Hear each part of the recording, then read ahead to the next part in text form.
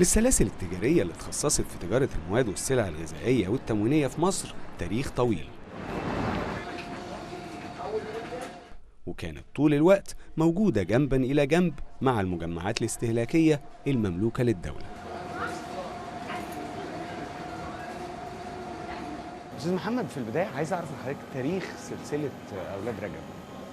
الحقيقة أولاد رجب أنشئت سنة 1970 كفرع أولي في مصر الجديدة، سانت فاطمة. بعد كده توسعت وصلت لأكثر من 60 فرع. دور السلاسل التجارية بتشوف إنه اختلف زمان عن النهاردة؟ زمان كان دور المحل يهدف أكثر إلى الربحية. دلوقتي احنا مع الزيادة السكانية الرهيبة اللي احنا فيها، احنا بنهدف ان احنا نزود المعروض من المنتجات ونوفر دوت للمستهلك. وده جه على حساب الأرباح؟ ما جاش بصفة مباشرة على حساب الأرباح قد ما هو أنت بتعوض من الفوليوم بعد كده، لكن أنت بتتوسع، بتعمل سلاسل، بتعمل فروع في أماكن أكتر، وبتحاول اللي أنت تلبي طلبات المستهلكين. المكسب جه من حجم المبيعات بالظبط كده، مش على الهامش الربح اللي على الوحدة الواحدة. لا، هامش الربح دلوقتي ما بقاش هو العامل الأساسي في الشغل بتاعنا. إزاي بيتم تحديد الأسعار هنا؟ الأسعار الحقيقة بتتم تحديدها من المورد، من الشركات اللي احنا والمصانع اللي بناخد منها الصنف، هو بيحدد السعر واحنا بنحط عليها هامش ربح. هو من أهم المميزات اللي في السلاسل الكبيرة فكرة الخصومات، يعني كل فترة كده نلاقي عروض على بعض المنتجات، مش كده؟ احنا عندنا 40,000 صنف في الفروع، كل 14 يوم بنزل بمجلة عروض فيها على الأقل 300 صنف هامش الربح بتاعهم أقل القليل يعني. زي دي مش كده؟ بالظبط كده. في حالة العروض اللي بالشكل ده أكيد عندك أنت إحصائيات، بيزيد حجم المبيعات بكام في المية تقريبا؟ المستهلك بقى منتظر المجلة بتاعة العروض بشكل كبير، لأن هو بيبقى عايز حاجة كواليتي وبسعر معقول، فطبعا بيبقى فيه زيادة كبيرة في المبيعات مع المجلات. الخصومات دي بتبقى من هامش الربح ولا من السعر الأساسي للسلعة؟ أي تخفيض في السعر بيكون بالاتفاق مع المورد، طبعا بالتنسيق الكامل ما بيننا وما بينهم، بيبقى فيه المارجن بتاع هامش الربح ممكن احنا بنتحرك فيه، وكمان هو بيساعدنا في السعر بتاعه. في بعض السلاسل التجارية بتعمل خطوط إنتاج ليها، بتنزل منتجات عليها علامتها هي التجارية. في بعض الحالات بيكون احنا بنطلب منتج معين بجودة معينة، فممكن اخد خط انتاج واعمل الخط دوت باسمي واقدر اتحكم في السعر بتاعه.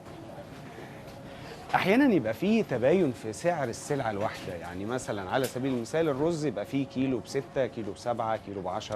التباين ده بيبقى على اساس ايه؟ بيختلف الحاجه السايبه مبدئيا عن الحاجه اللي هي مغلفه، وبتختلف في الكواليتي بتاعه الرز، بيختلف في الفرز بتاعه، فرز اول، فرز ثاني، الحبايه كامله، الحبايه مكسوره.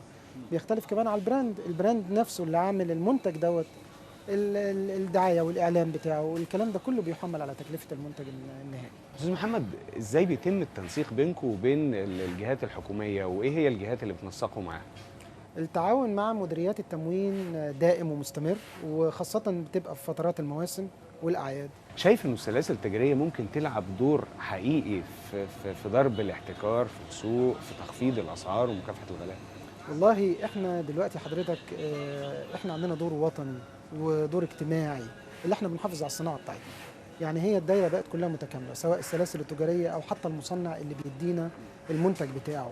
يعني هو برضو عليه ضغوطات خارجية، لأن بيبقى فيه نسبة كبيرة جدا من المنتج بتاعه بخامات مستوردة، محكوم بآليات سوق ومحكوم باقتصاد عالمي. لكن في النهاية كسلاسل احنا بنتكلم على السلاسل اللي هي ذات أكتر من 20 أو 30 فرع، احنا بنحافظ على الصناعة بتاعتنا. يعني أنا مش هدفي دلوقتي إن أنا أغلي في سعر منتج على الإطلاق في فرع من الفروع، لكن أنا هدفي إن أنا أبيع فوليوم في 70 فرع بكميات كبيرة، هوصل لنفس نتيجة الربحية. هل بتشوف إنه بعض التجار هم السبب وراء ارتفاع الأسعار؟ مش بقى فكرة تكاليف الإنتاج ولا ارتفاع الدولار ولا غيره؟ والله طبعا في تجار سواء في المواد الأساسية أو في مجال الريتيل، زيه ما زي في كل الأنشطة التانية، عايز مكسب سريع بطريقة ما فيهاش واجب وطني.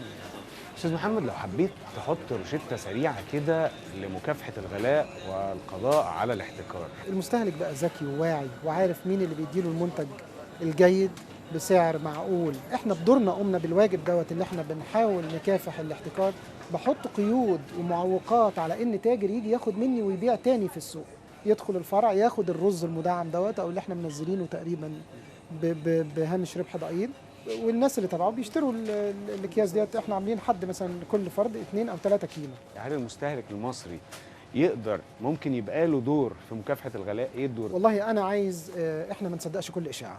احنا بنفاجئ ان في مواطنين بيجوا بيطلبوا كميات كبيره بدون داعي، لكن احنا لو رشدنا في الاستهلاك بتاعنا بدل ما ناخد 10 اكياس او 12 كيس ونستخدمهم على مدار طويل، ليه نخزن في البيت؟ السلع كلها متوفره، السلع موجوده في الاسواق باسعار معقوله، فيعني مش هننساق وراء اشاعات ممكن تخوفنا، اللي احنا نقبل اللي احنا نشتري بشكل مش في احتياج اليه. حجم الانتاج وتكاليفه، العرض والطلب، سعر الدولار، تكاليف النقل، بالاضافه للمبالغه في هوامش الربح عند بعض التجار، كل دي عوامل محتاجه للتدخل لضبط الاسعار ومكافحه الغلاء.